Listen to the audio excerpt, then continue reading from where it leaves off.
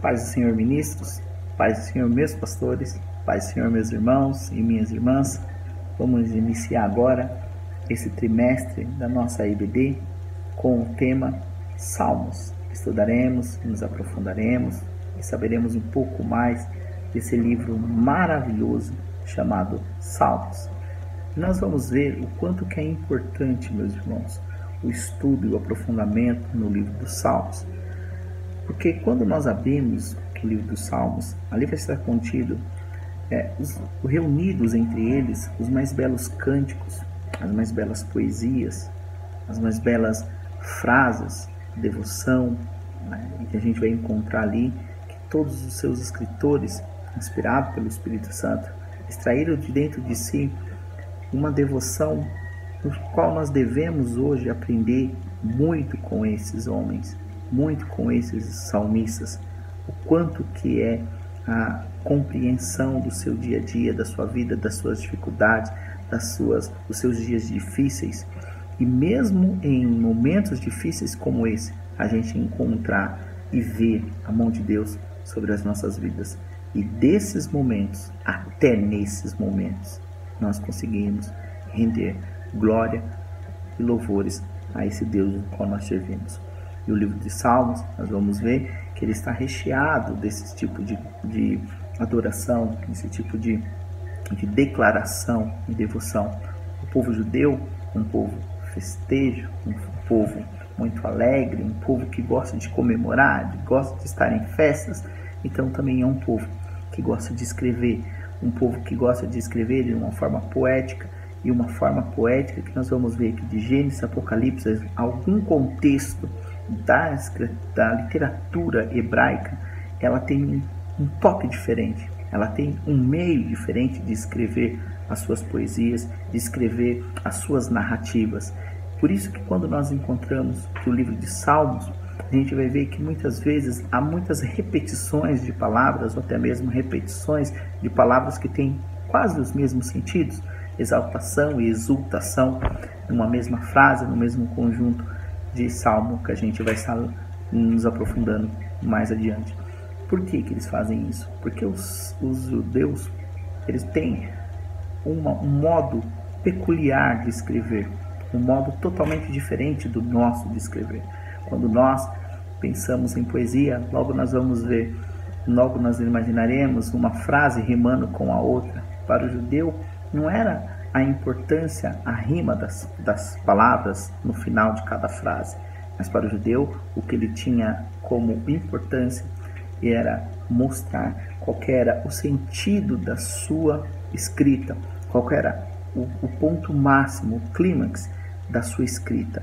Eles queriam realçar o seu pensamento, a sua adoração, escrever ali os seus feitos. Então não é a rima que vai fazer com que a poesia judaica ela destoa, mas sim o sentido do qual cada um dos escritores e dos salmistas queriam dizer com a sua escrita, com o seu louvor, com o seu hino, com o seu cântico, porque muitos conhecem os salmos como salmos de Davi. Claro que não foram todos, escritos por ele, mas a grande maioria deles, entre 73 e 75, depois nós vamos ver quem foram todos os escritores do livro de Salmo. Mas, em particular, nós temos que entender que o livro de Salmo é um livro que ele não é um livro arcaico, não é um livro de época, ele é um livro atemporal, ou seja, toda época é um livro muito bem presente, é um livro de muita utilidade para nós nos dias de hoje. Vamos começar então com o ponto 1, que vai falar sobre o título, a divisão e os autores. Começando com o título de Salmo, na versão grega e na versão latina, que é a versão que nós conhecemos, ele tem como nome de Salmos, ou Salmórios, ou Salmos, como nós conhecemos. Mas na versão hebraica, Tanakh, ele é conhecido como Tehelim, ou louvor, que significa, a palavra Tehelim significa louvor. Daí um nome, de acordo com o livro de Salmo, como ele é, um livro de louvores. Então, a diferença dessas três divisões da Bíblia hebraica, da Bíblia grega e da Bíblia latina, que é a Vulgata, que é a que nós mais fazemos uso dela, é que nenhuma delas, independente do título, todas elas querem expressar a mesma coisa, que é louvar, engrandecer, bendizer em formas poéticas o Deus que nós servimos. O próximo ponto que nós vamos estar vendo é as divisões que esse livro ele é feito. Esse livro de Salmo, o livro de Salmo ele é dividido em 5 livros. Eles são compostos por 5 livros. Esses 5 livros são: o livro 1, ele é feito do Salmo, ele é composto do Salmo 1 ao 41. Depois o livro 2, do 42 ao 72. Depois o livro 3, de 73 a 89. Depois o livro 4, de 90 a 106. E depois nós vamos ver o livro 5, de 107 a 150. Uma pequena observação e algo bem interessante. Na tradição rabínica, eles falavam que o Salmo, dividido por esses 5 livros, significava que cada um desses livros ele estava associado a um livro do Pentateuco. Então seria uma divisão assim: o livro 1, que é de Salmo 1 a Salmo 41, está representado, quer representar o Gênesis. E o assunto do Salmo 1 ao Salmo 41 é o homem, o seu estado, as suas bem-aventuranças e a queda e a promessa de restauração. Depois nós vamos ver que o livro 2 ele está fazendo alusão ao livro de Êxodo. Então nós vamos ver ali que o assunto do Salmo 42 ao 72 é a ruína de Israel, o Redentor e a redenção. E ali nós vamos ver que o assunto principal do livro de Êxodo é sobre redenção e redentor. Depois nós vamos ver o livro 3, o conjunto dos salmos que formam o livro 3, do Salmo 73, o famoso Salmo de Asaf, aquele que diz que meus pés quase se desviaram. Do Salmo 73 ao Salmo 89 faz alusão ao livro de Levíticos. E o assunto do Salmo 73 ao Salmo 89 é o santuário e adoração. O santuário é mensurado em todos ou quase todos os salmos de 73 a 89, bem propício ao livro de Levíticos. No livro de Levítico nós vamos ver totalmente falando sobre o tabernáculo, sobre o templo, falando sobre a morada de Deus. Logo em seguida nós vamos ver o livro 4, que vai falar do Salmo 90, começando já inaugurando com o Salmo 90, Salmo de Moisés, até o Salmo de 106, que faz alusão ao livro de Números. O assunto, terra, começa com o Salmo 90, como eu havia dito, o Salmo de Moisés, escrito durante a caminhada de Moisés no deserto.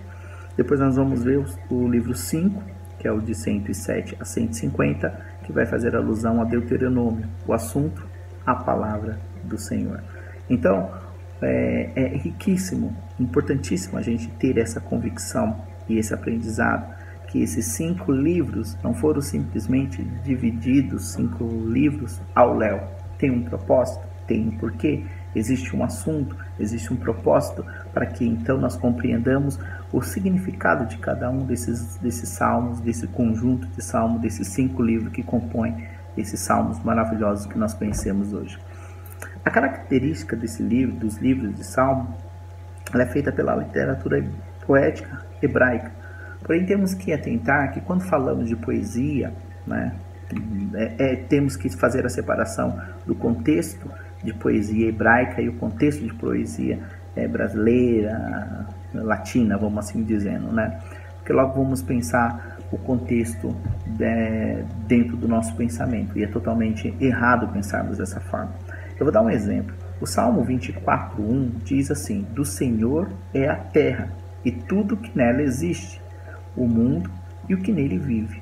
Essa é uma poesia do Salmo 24:1, começando a poesia dessa forma. Se fosse para nós brasileiros, logo nós queríamos pegar as frases que rimavam uma com a outra para que nós fizéssemos a composição desse escrito, desse cântico, desse hino. Mas para eles, note que do Senhor é a terra. E logo em seguida ele vai falar, e tudo que nela existe. Depois ele vai falar, o mundo e o que nele vive.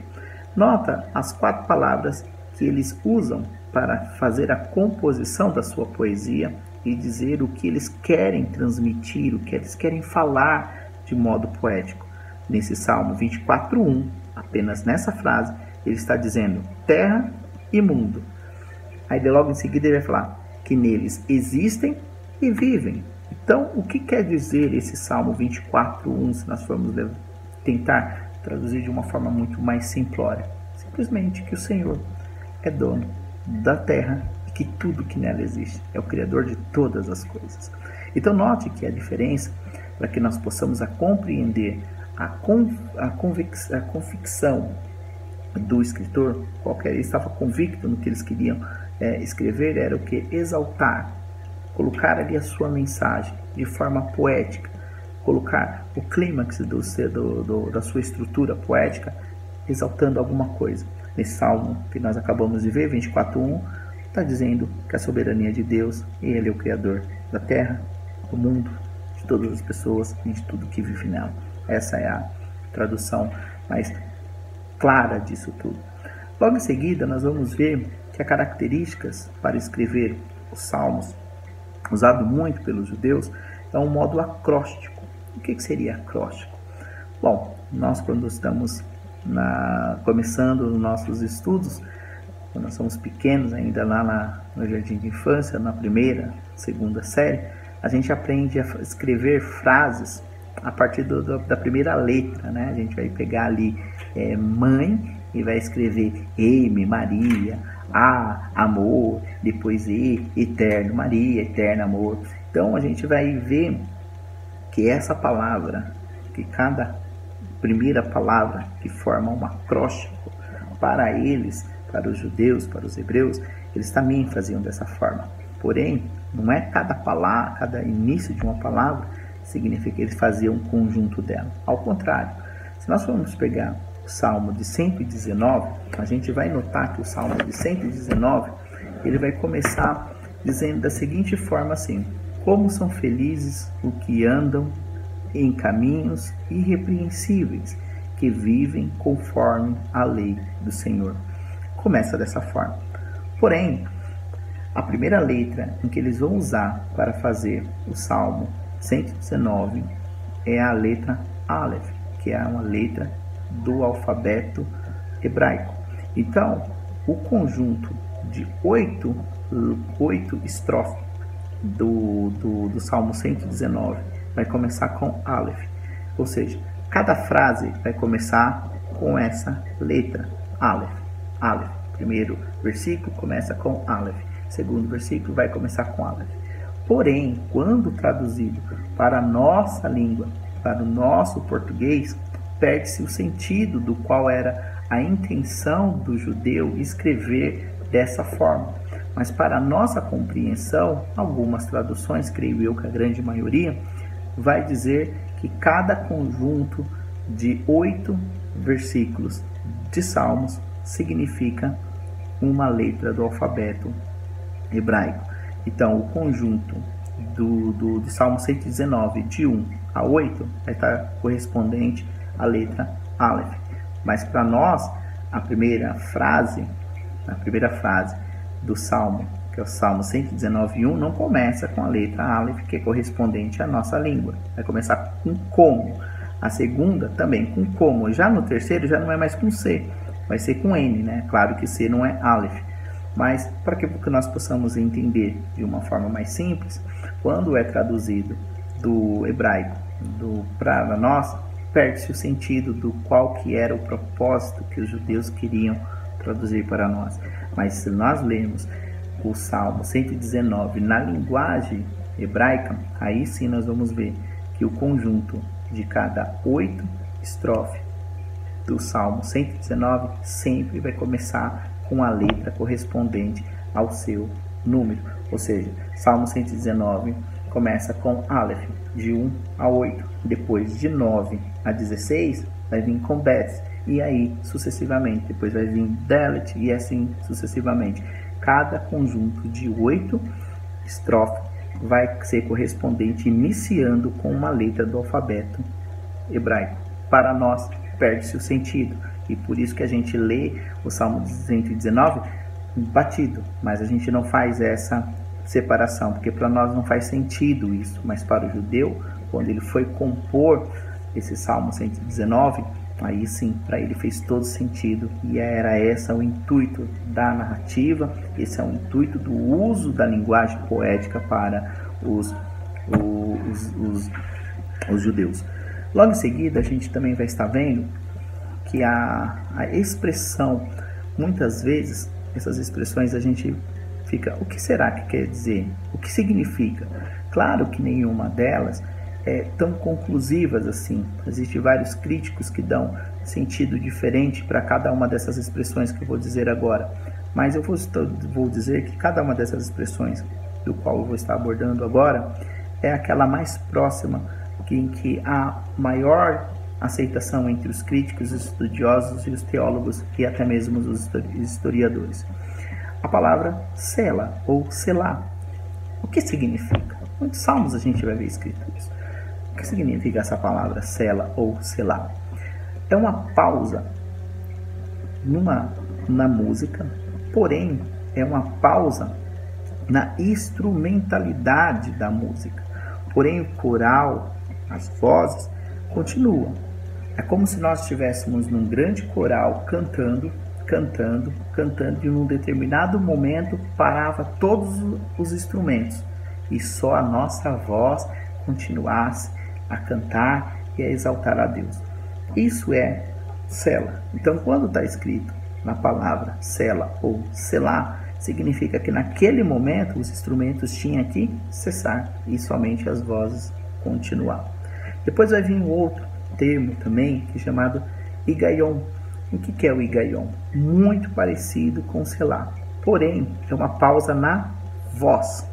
Por que uma pausa na voz? Porque quando se pausa o cântico naquele momento e só fica alguns instrumentos, não são todos, geralmente eram os instrumentos de corda que continuavam, os outros instrumentos cessavam, e aí parava também a voz, fazia com que todas as pessoas que estavam adorando a Deus entrassem num momento de meditação. É como se nós estivéssemos cantando e meditando a Deus e de repente nós parássemos de cantar, parássemos alguns instrumentos e só ficassem os instrumentos de corda, e então nós começávamos a meditar naquilo que nós havíamos cantado e que nós estávamos cantando. Então isso era o higaion. Depois vem o mictão, que é o que é? O mictão é um salmo que eles dizem que é o salmo precioso, memorável, aquele que vale, que é um dos mais sublimes entre eles. Alguns salmos são tidos como mictão. Depois a gente vai ver também chamado como o salmo dos degraus, ou o salmo de romagem, né? O salmo de peregrinação. O que significa esses salmos? Esses salmos eram salmos que eram supostamente salmos cantados pelos judeus quando eles iam ao templo fazer as suas ofertas e participar das festas solenes, das festas que tinham no calendário judaico. Então, quando tinha a peregrinação, porque nem todos moravam em Jerusalém, nem todos moravam no próximo ao templo, moravam em outras regiões, então acontecia que quando os judeus iam para o templo fazer essa adoração, existiam salmos que eram cantados, que eram entoados nesses caminhos até chegar à cidade santa e prestar o culto e as festas, assim como era dito. Logo em seguida vai vir um termo que é chamado de masquil. O que é o masquil? É um salmo que representa uma lição ou algo que nos traz uma sabedoria, que nos traz um aprendizado. Então, quando a gente vai ver o salmo de masquil, ou o salmo de mesquil em algumas outras traduções, mas significa o quê? Que aquele salmo está contido algum aprendizado, alguma sabedoria, algum acontecimento que vale a pena ser meditado, ser aprendido e ser transmitido de geração em geração. Então, o salmo de masquil é um salmo que representa uma lição, uma sabedoria, um aprendizado.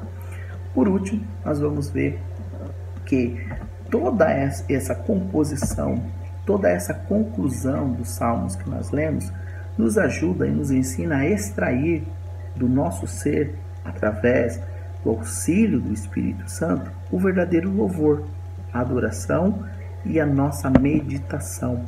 Porque quando nós meditamos na palavra do Senhor, quando nós aprendemos a palavra do Senhor, quando nós encontramos nos Salmos, não somente no Salmo, mas em toda a Bíblia, mas principalmente falando agora, tendo o Salmo como ênfase, mas quando nós encontramos na palavra do Senhor o modo pelo qual os escritores se dedicaram a deixar escrito algo, uma adoração, uma meditação, um louvor, um cântico, uma poesia, não foi simplesmente para o bel prazer, ou simplesmente porque era acostumado a fazer, mas ele queria trazer uma mensagem, ele queria deixar uma mensagem, queria compor algo que saísse de dentro de si como verdadeiro, e então eles compunham.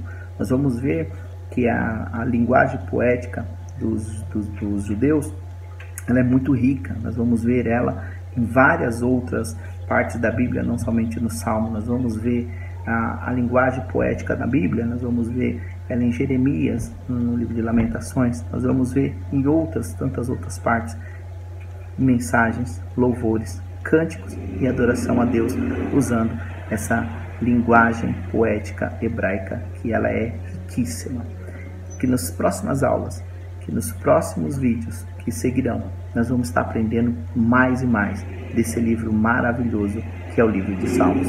Espero você na próxima EBD, que o próximo mestre que vir ministrar aos vossos corações também possa trazer da parte de Deus aquilo que verdadeiramente o livro de Salmos quer transmitir para a gente. E essa transmissão é: dê a Deus o verdadeiro louvor e agradecimento a Ele, porque Ele é digno de toda honra, de toda graça, de toda devoção e de todo louvor. E nada melhor do que aprendermos a louvar com o livro de Salmos. Fiquem com Deus e que o nome de Jesus Cristo seja glorificado em nossas vidas. Amém?